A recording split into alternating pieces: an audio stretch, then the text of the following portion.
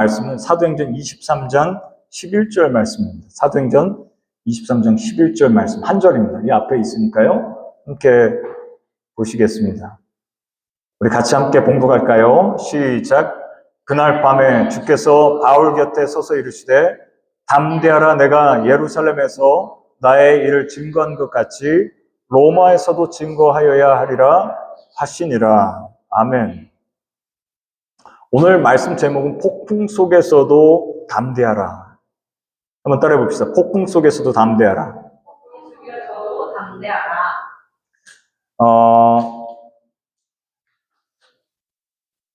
이 폭풍이 우리 삶 속에 불어올 때가 있어요. 네, 우리 삶 속에 폭풍 같은 어려움들이 닥칠 때가 있습니다. 고난의 문제인데 그런 문제가 우리에게 닥칩니다. 예수 믿는 사람들도 이런 폭풍이 오나요? 맞습니다. 예수 믿고 또 복음을 전하고 주님 뜻대로 살려고 할 때도 이런 일들이 있습니다. 저는 어렸을 때 주일학교 때 이해가 안 됐어요. 아, 예수 믿으면 만사형통해야지. 만사형통하리라 하면은 그 만사형통이 몸도 안 아프고 모든 게 잘 되고 대낮같이 밝고 모두 그렇게 돼야 되지 않습니까? 라는 생각을 했어요. 그러다가 어느 날 보니까 예수님을 잘 믿는데 어려움 당하시는 분들을 발견을 했어요. 그리고 이해가 안 됐습니다. 특히 저희 어머님이 뇌경색으로 딱 쓰러지셨을 때 이해가 안 되더라고요, 그게. 왜냐면 평생 기도하신 분이고 평생 주님 뜻대로 살려고 애를 쓰시고 어떤 한 분을 위해서 기도를 하는데 금식 기도를 40일 동안 금식 기도하면서 그분이 나았어요, 그게. 암이 나은 경우도 봤어요. 그렇게 하셨던 주님 사역을 감당하셨던 분이 왜 뇌경색으로 쓰러지시고 또 이유를 알 수 없는 제 제자 한 명이 어느 날 갑자기 퍽 쓰러졌어요. 초등학교 5학년짜리가. 그러더니 식물인간이 되더니 얼마 안 있어가지고 얼마 안 있어는 아니군요. 한 10여 년 지난 후에 사망 소식을 듣게 되고 주님이 이런 일들이 왜 발생합니까? 더군다나 복음을 전하려고 할 때 저희들이 더군다나 예수 그리스도의 이름으로 살려고 할 때, 그 은혜대로 살려고 할 때 왜 어려움들이 있습니까? 이런 부분에 대해서 이해가 안 될 수도 있다라고 봅니다. 그런데 그러한 일들이 올 수가 있음을 성경이 말씀하고 있어요. 오늘 이제 본문 말씀이 어떤 말씀이냐면요. 사도 바울이 회심을 한 다음에 예수 복음 전하러 1차 전도여행, 2차 전도여행, 3차 전도여행을 떠납니다. 그리고 나서 3차 전도여행을 갔다가 돌아오죠. 지난주에 저희가 그 말씀을 나눴어요. 밀라도에서 에베소 장로님들 만나서 3년 동안 눈물로 이 교회를 섬겼는데 여러분들 이렇게 해야 됩니다. 이리떼들이 와서 교회를 어지럽히게 만들고 힘들게 만들 때 여러분들 하나님의 말씀에 여러분들을 맡깁니다라고 말씀을 하면서 눈물로서 기도하면서 밀레도에서 해안가에서 서로 무릎 꿇고 기도하는 장면. 그리고 나서 예루살렘으로 돌아가게 됐을 때 거기에 결박과 환란이 기다리고 있다는 것을 알면서 가는 거예요. 근데 실제로 예루살렘에 바울이 도착했을 때 거기에 도착해서 야고보 사도도 있고 장로님들 있는데 거기에서 선교 보고를 합니다. 지난 시간 동안에 이런저런 장소를 돌아다니면서 주님께서 은혜를 주셔서 부흥이 있었습니다라고 하는 그 소식을 전해요. 그랬더니 기쁨과 환희가 있었어요. 아, 하나님께서 이렇게 역사하시구나. 아, 이방인들도 이렇게 예수 그리스도를 영접하는구나. 그거를 은혜를 나눴는데 그 다음에 어떤 일이 있었냐?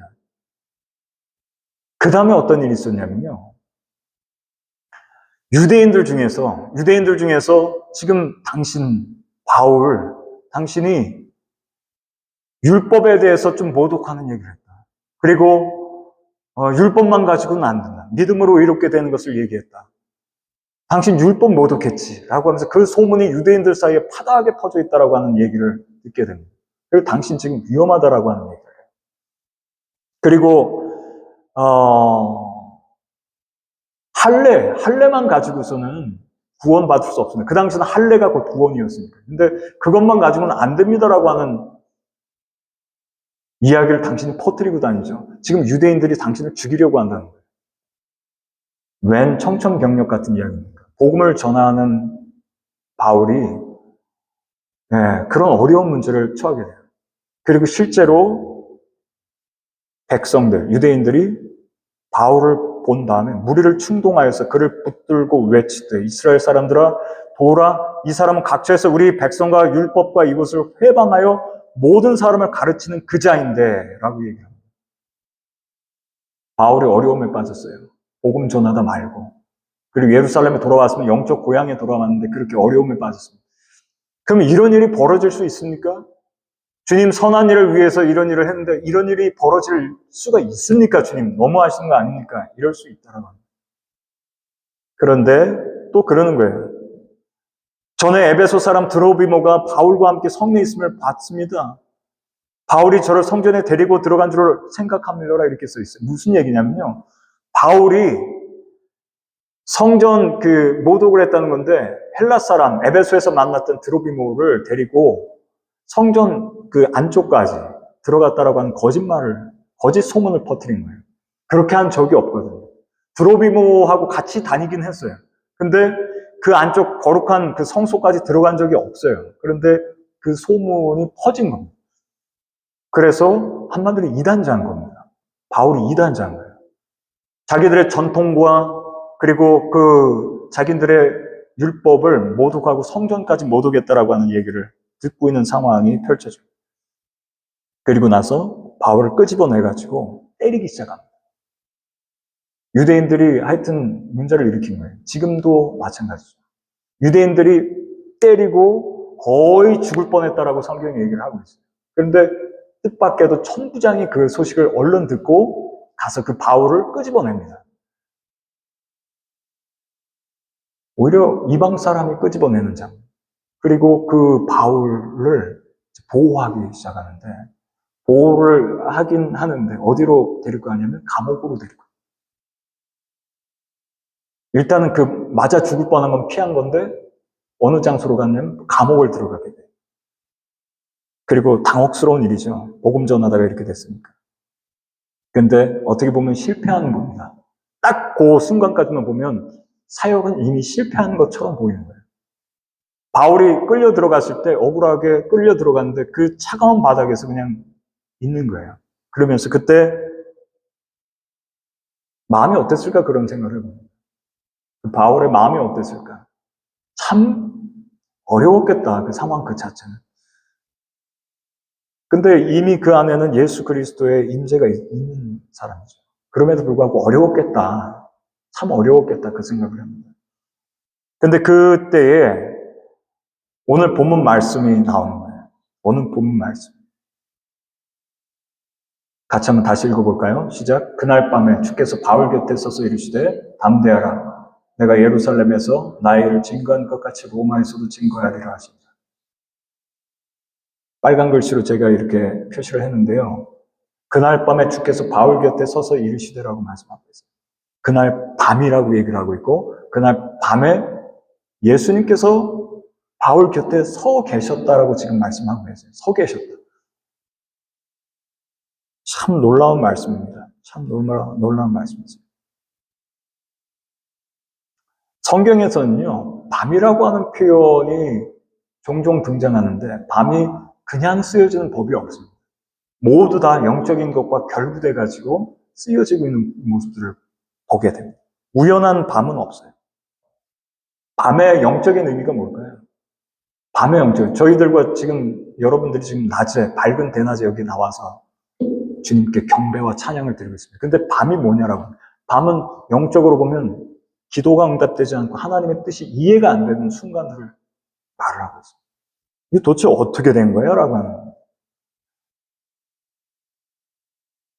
그리고 낮이라고 하는, 거꾸로 반대로 낮이라고 하는 것은 뭐냐면 굉장히 바쁜 시간대입니다. 낮에 보면 자동차들도 막 움직이고 사람들도 이야기를 하고 여기저기서 활기차요. 근데 밤이 되면 조용해집니다. 세상 소리가 사라지고 그때에 하나님께서 하시는 음성을 듣게 되는 것이 밤입니다. 영적으로 어두운 시기.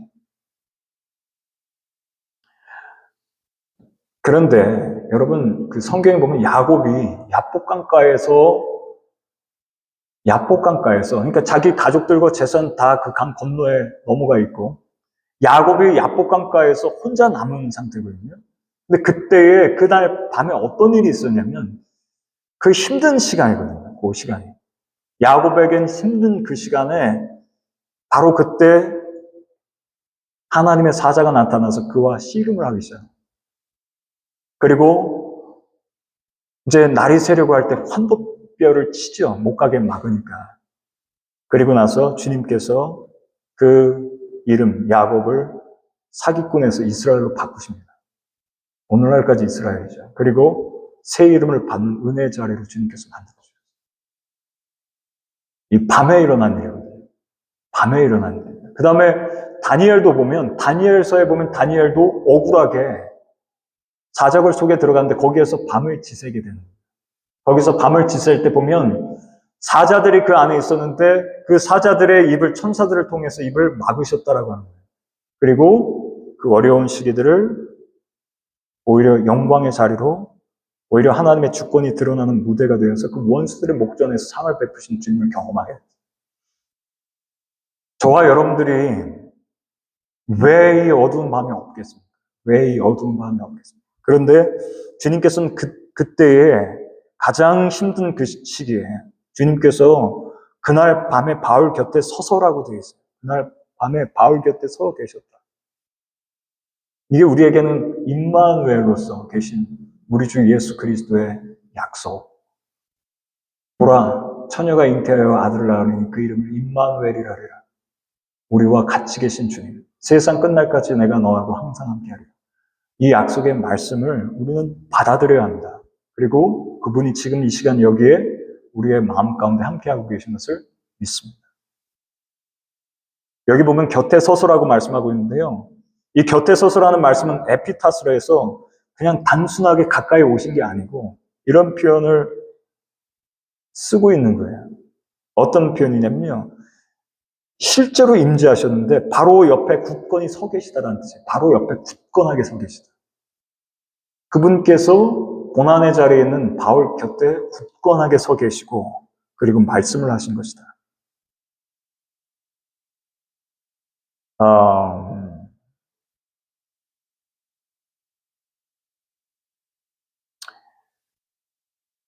여러분 마태복음 14장에 보면요.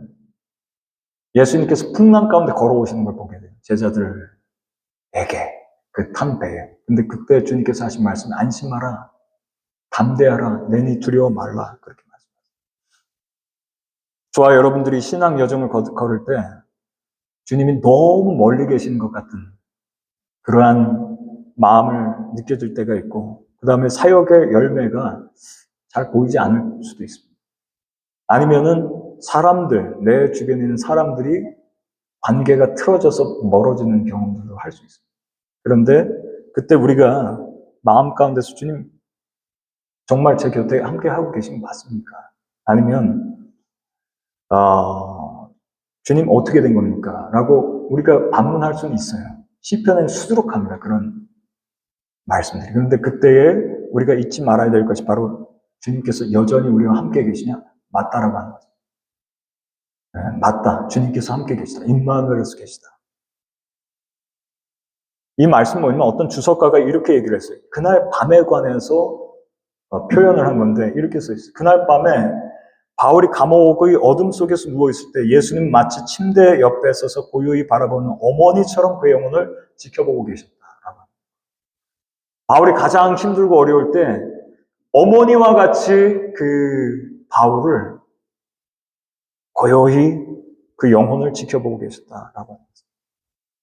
여러분, 사람들이 이제 교회만 딱 빼놓고 봤을 때 흔히 이렇게 생각할 수 있어요. 교회가 낮에만 하나님께서 임재하시냐라고 합니다.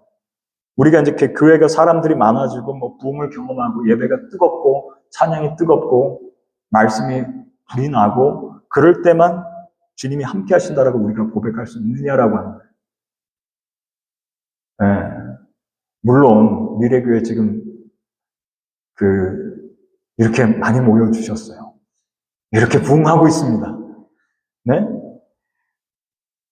근데 주님의 임재가 이 가운데만 계시느냐라고 했을 때, 낮에만 경험하게 되느냐라고 했을 때, 그게 아니라 어두울 때도 주님께서 함께하고 계시고, 그리고 우리가 가는 모든 여정에 있어서 주님께서 함께하고 계시다. 이것을 믿으시길 주의 이름으로 축원드립니다. 여러분, 주님께서 우리와 여전히 함께 하고 계시다. 이 말씀이 뭐냐면 나중에 바울이 디모데에게 편지 쓸 때 이 말씀을 하고 있는 거예요. 이 말씀은 바로 그 감옥에 갇힌 그날 밤을 기억하면서 디모데에게 한 얘기예요. 뭐라고 했냐면요. 주께서 내 곁에 서 계셨다는 거예요. 그날 밤. 디모데에게 하는 얘기예요. 영적 아들, 동역자. 나를 강건케 하심은 나로 말미암아 전도의 말씀이 온전히 전파되어 이방인으로 듣게 하려 하심이니 내가 사자의 입에서 건져옵니다. 디모데에게 이렇게 간증을 하고 있는 거예요. 내가 그날 밤을 기억하고 있다. 그날 밤에 주님께서 서서 계셨고 나와 함께 계셨어, 디모데야. 그리고 그 경험이 나를 흔들리지 않게끔 어떤 환난 가운데도 통과하게끔 하셨지. 이걸 잘 들어라. 이렇게 말씀합니다. 아멘이죠? 네. 시편 23편에 보니까 내가 사망의 음침한 골짜기를 다닐지라도 해를 두려워하지 않으면 주께서 나와 함께 하십니다. 아멘. 그 다음에 두 번째로 담대하라입니다. 담대하라. 오늘 말씀에 보면요. 빨간색으로 제가 했죠. 담대하라. 이 말씀이 바로 예수님께서 주신 말씀입니다. 담대해라. 상황과 환경만 보면은 마음이 위축될 수 있는데 그러지 말고 담대라고 말씀하십니다. 여호수아에게 주님께서 가장 먼저 가나안 땅에 들어가기 전에 주님께서 주신 말씀이 강하고 담대하라. 흔들리지 말아라. 왜? 내가 너하고 함께하고 있지 않냐. 담대하라고 주님께서 말씀하고 있어요. 담대해야 돼. 근데 이게 어떤 형으로 쓰였냐면요. 명령형이에요. 명령입니다. 명령은 그대로 이행을 해야 되는 거예요. 해도 되고 안 해도 되는 선택지가 아닙니다. 그냥 해야 되는 거예요. 담대하라고 말씀하고 계세요. 근데 이 의미가 뭐냐면요. 믿음을 다시 세워라라고 하는 의미를 가지고 있어요. 담대하라고 하는 것은 믿음. 너의 믿음이 지금 흔들렸니? 그러면 다시 세워. 그리고 두려움을 멈추고 다시 일어나라고 말해요. 다시 힘을 얻어라. 저희가 저번에 그 엘리야의 40주 40야를 걸어서 호렙산까지 이르고 주님의 음성을 듣죠. 그때 주님께서 뭐를 명령하셨죠? 사명을 다시 한번 주셨거든요. 그러면서 힘을 내라고 하는 거예요. 너가 달려갈 길이 아직 남았다는 거예요. 근데 거기까지 가지 못할까 하기 때문에 너 다시 한번 힘을 내서 갈 길을 가야 된다는 것입니다. 여러분, 제가 이렇게 저 주변에 보면요. 아주 건강하다가 갑자기 돌아가시는 분이 있어요. 또 어떤 경우에는 아주 어린데도 갑자기 사라지는 경우가 있어요. 근데 어떤 분들은 분명히 돌아가실 것 같은데 안 돌아가시고 계세요.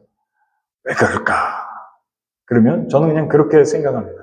주님께서 뭔가 하실 일이 있구나. 살아계신 분들은 아직 사명이 뭔가 있나 보다라고 하는 거죠. 여러분들께서 만약에 마음 가운데 어려움이 왔을 때는요, 이 말씀을 기억하십시오. 이 음성입니다. 담대해야 된다. 풍랑 속에서도 담대해야 된다. 따라 담대하라, 내 믿음이 너를 구원하였다. 누구에게 하신 말씀이에요? 12해를 혈루증으로 고생하던 여인에게 주님께서 따라 안심하라. 내 믿음이 너를 구원하였다. 담대하라. 안심하라, 담대하라, 내니 두려워하지 말라. 제자들에게 주님께서 하신 말씀. 여러분, 담대함을 가지시기를 주의 이름으로 부탁드리겠습니다. 그런데 중요한 게 하나 있어요. 이 음성을 들었을 때 바울의 환경이 확 달라진 게 아닙니다. 여전히 묶여 있어요. 여전히 감옥이에요. 감옥에서 확 나온 게 아닙니다. 그러면은 뭐가 달라졌느냐라고 하는 거예요. 우리가 흔히 주님 보이는 응답을 주십시오라고 얘기합니다. 지금 당장, right now, 당장 주세요. 당장 돈을 주십시오. 당장 직장을 주십시오. 당장입니다. 병을 고쳐주십시오. 그렇게 안 하면 안 믿겠습니다, 주님. 언제까지냐면요, 이달 말까지입니다. 이렇게. 이달 말까지 이거 해결 안 해주시면 저는 당신이 없는 걸로 치겠습니다. 라고 하고 주님과 협상을 벌일 때가 있어요. 제가 그거를 완전 잘못됐다라고 얘기하는 건 아니에요. 그런데 주님께서 주시는 응답의 형태가 그러지 않을 수도 있다는 걸 오늘 보여줍니다. 뭐냐면 내면이 바뀌는 중이에요. 지금. 왜요? 주님께서 담대하라고 말씀하실 때 힘이 오는 겁니다. 힘이 오는 거예요. 내적으로 힘이 오기 때문에 환경은 그대로지만 내적으로 그 영혼이 자유롭게 된다.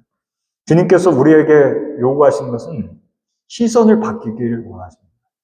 우리 시선이 안 좋은 곳에서, 어두운 곳에서 감옥에 시선을 두지 말고 하늘을 바라보라고. 그리고 주님께서 주신 사명을 재발견하라고 하는 말씀하고 있습니다.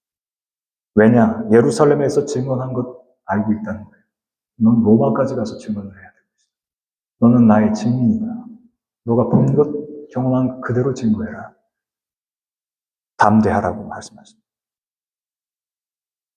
담대함의 근거가 뭘까요? 담대함의 근거. 어떤 경우에는 그런 분들이 계세요. 상황이 좋아지면 담대해지겠습니다. 상황이 좋아지면.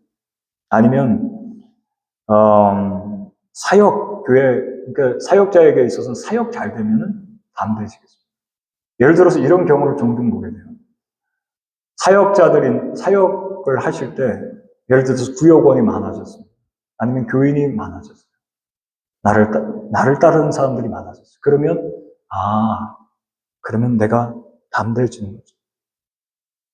가 아니라고 하는 말씀하고 계시죠. 성취에서 오는 담대함이 아니라. 바울 같은 경우에 보면요.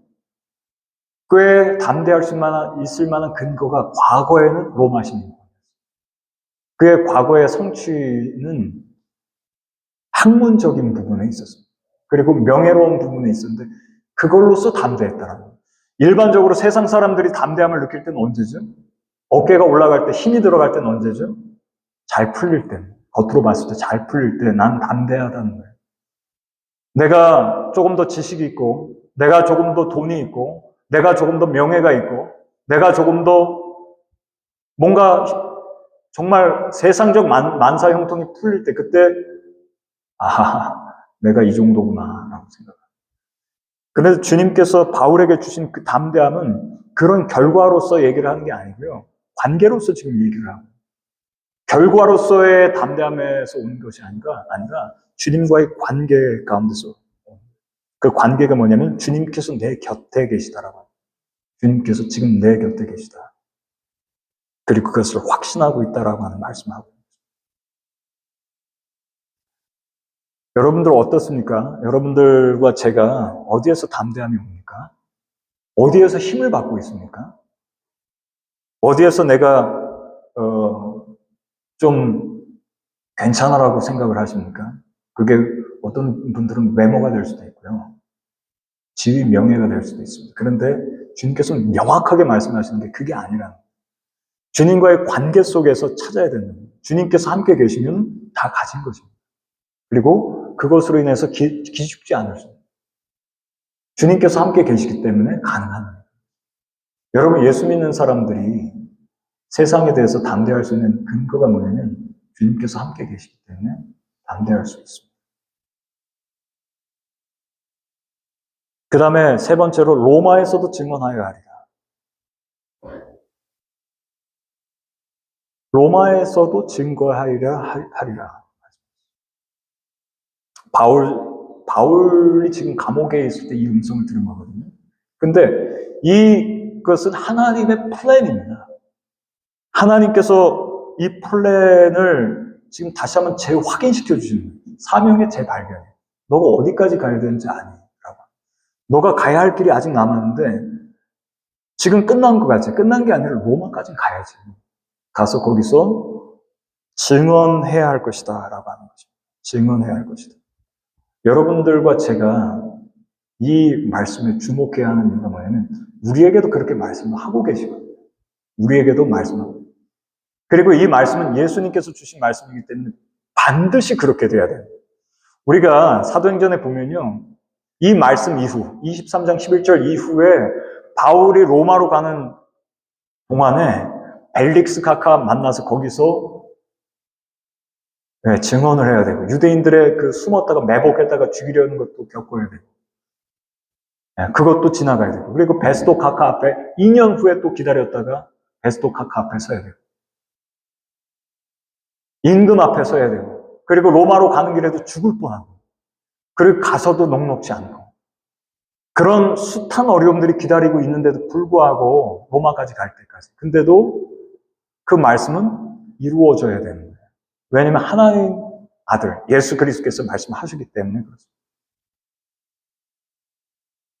빌립보서 1장 13절에 보면 이건 함께 읽어볼까요? 같이 시작. 이러므로 나의 매임이 그리스도 안에서 온 시대의 안과 기타 모든 사람에게 나타났으니라고 말씀을 하고 있습니다. 이게 바울의 경험입니다. 그리고 주님께서 내였지만 그리스도 안에서 온 시대 안과 기타 모든 사람에게 주님의 영광이 드러나더라. 여러분, 어려움이 와도 주님의 계획은 멈출 수가 없습니다. 막을 수도 없고.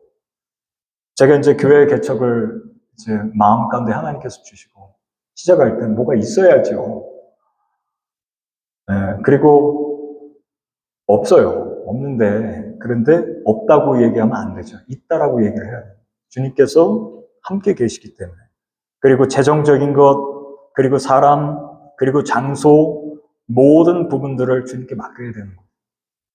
왜냐하면 주님께서 주신 꿈이 있기 때문에 그렇습니다. 주님께서 이루셔야 할 계획이 있기 때문에 그렇습니다. 저희 미래교회 여정도 하나님께서 인도하고 계시는데 어려움이 와도 그냥 돌파합니다. 그리고 왜? 로마, 우리 각자의 로마가 있는데 각자의 로마까지 다 가야 합니다. 그리고 그 사명을 잘 감당해야 될 줄 믿습니다. 환경이 아니라 주님의 약속을 붙들어야 된다. 야곱에게 주님께서 하셨던 말씀 뭐냐면 내가 너하고 함께하겠다. 야곱에게도 주님께서 그 말씀하셨어요. 그 다음에 모세에게도 내가 너하고 함께하리라. 여호수아에게 강하고 담대해라. 다 주님께서 그 힘을 불어넣어 주신다. 바울에게도 로마에서 증언하여라. 이 말씀이 그대로 이루어져야 된다. 여러분, 하나님의 약속의 말씀이 임하면은 그 약속의 말씀 그대로 이루어질 줄 믿습니다. 우리가 왜 말씀을 받죠? 그리고 그 말씀을 소중히 여기죠? 주님께서 약속의 말씀이 우리 가운데 밭에 떨어져서 그 씨앗이 좋은 밭에 떨어지니까 30배 혹은 60배 혹은 100배로 결실을 내. 우리 다 주님 앞에 이제 언젠가 설 텐데 열매에 대해서 주님께서 어떤 세상적 사역적 열매를 바라시는 것이 아니라 주님께서 요구하시는 열매를 맺히기까지 그리고 주님께서 원하시는 그 뜻을 우리가 내놓을 그 순간이 오게 될 건데요. 그때까지 주님께서 우리와 늘 동행하시고 인도하시고 그 말씀이 이루어져야 된다라고 하는 거죠. 여러분 사도행전 마지막 28장에 보면 이 말씀이 있어요. 이 말씀. 28장에. 한번 같이 읽어보십시다. 시작. 바울이 온 이태를 자기 새집에 유하며 자기에게 오는 사람을 다 영접하고 담대히 하나님 나라를 전파하며 주 예수 그리스도께 관한 것을 가르치되 그 많은 사람이 없었더라. 이렇게 말씀하십니다. 여러분, 결박의 끝이 뭘까요? 결박, 사도 바울을 결박했는데 결박의 끝은 복음이 확산되더라는. 여러분, 예수 그리스도를 믿는 우리를 찔러봐야 그리스도의 향기만 날 뿐입니다. 그리고 우리를 억압해봐야 주님의 복음이 더 확장될 것입니다. 여러분, 바울을 묶으려고 하면 묶을수록, 그를 감옥에 가두려고 하면 가둘수록, 감옥에서 뭘 했습니까? 바울이 더 큰일을 해요. 오중서신을 씁니다. 그러면서 저희들이 오늘 그 말씀의 은혜를 받기 시작합니다.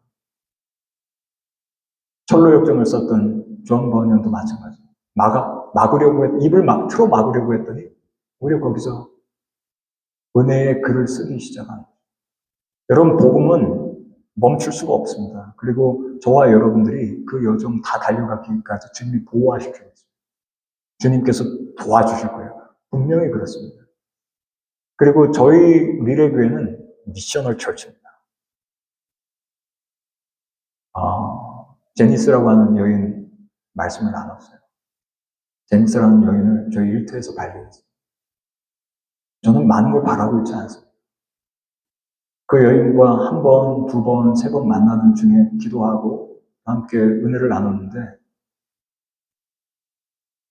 그 여인에게 어저께 처음으로 얘기를 했어요. 우리 교회에 한 번 나오시겠습니까?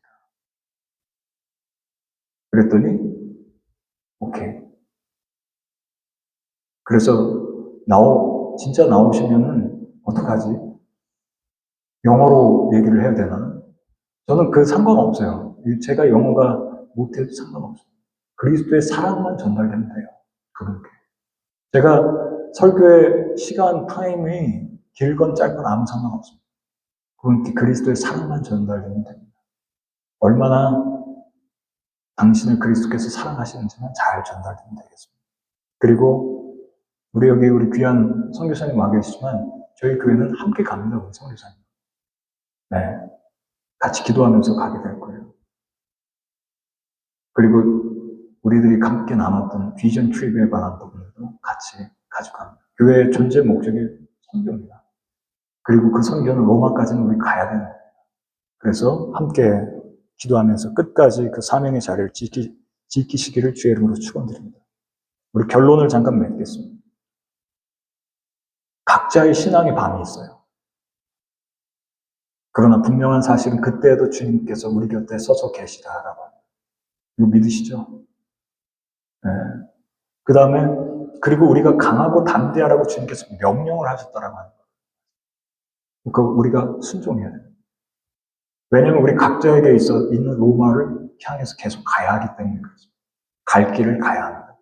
세속적 방향으로 가자라고 하는 게 아닙니다. 복음 전하자는 거예요, 복음. 그리고 비록 내 현실이 어렵고 힘들어 보이지만 때로는요, 주님의 계획은 여전히 현재 진행형이다. 주님은 움직이고 계세요, 지금도. 지금도 말씀하고 계시고, 지금도 역사하고 계시다는 거예요. 예수님은 죽은 예수님이 아니십니다.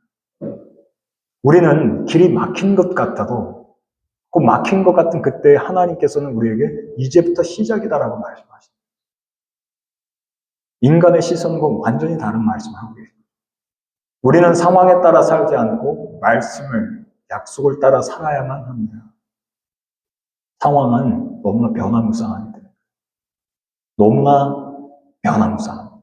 그렇기 때문에 우리는 변치 않은 진리이신 약속의 말씀, 반석 되신 예수 그리스도를 의지하고 그 말씀만 붙잡고 따라가야 합니다. 폭풍 속에서도 그분은 여전히 임마누엘의 하나님이 되시다. 폭풍이 불어도 여전히 그분은 우리와 함께 계시다. 여러분 이거 정말 믿으셨으면 좋겠습니다. 주님께서 우리와 함께 계시냐? 맞습니다. 함께 하고 계세요. 어디 계시니? 지금 이 시간 이 자리 여기 우리 마음 가나봐요. 너무나 많은 경우에 이거를 믿지 못합니다. 근데 이거를 믿게 되면 주님의 은혜 속에서 믿게 되면 그 주님의 은혜가 우리를 붙들고 끝까지 승리하게 될 줄 믿습니다. 잠깐 기도하십시다. 하나님 아버지, 우리는 환경을 바라보고 좌절 낙담할 때가 있지만 주님께서 이 시간 이 자리에 우리와 함께 계시며 말씀하시기를 일어나라고 말씀하시고 담대하라고 말씀하시며 주님께서 우리 곁에 서서 계셔서 우리와 함께 계심을 감사드립니다. 살아계신 주님, 무덤 속에 계신 주님이 아니고 지금 이 시간 우리와 함께 계시며 역사하신 주님을 믿고 신뢰하며 나아갑니다. 우리가 가야 할 로마가 있습니다. 끝까지 그 사명을 감당하기까지 우리가 최선을 다해서 주님 십자가 붙들고 끝까지 나아갈 수 있도록 주님 도와주시고 모든 악한 원수에 모든 악한 일들을 멸하여 주시며 주님의 은총과 은혜 가운데서 담대하게 걸어갈 수 있도록 주님 도와주시옵소서. 오늘 주님 우리 캘버리 미래교회 주님의 은혜를 간구합니다. 주여 이 교회를 통하여서 주님의 복음이 증거되며 한 영혼을 쳐다보나 귀하게 여기신 주님의 은혜가 그 역사심이 있게 하여 주시며 주님 모든 이곳에서 예배하는 모든 우리 형제 자매들에게 주님께서 임마누엘로서 역사해 주셔서 강하고 담대하여 끝까지 승리하게 도와주시옵소서. 예수 그리스도의 이름으로 기도합니다.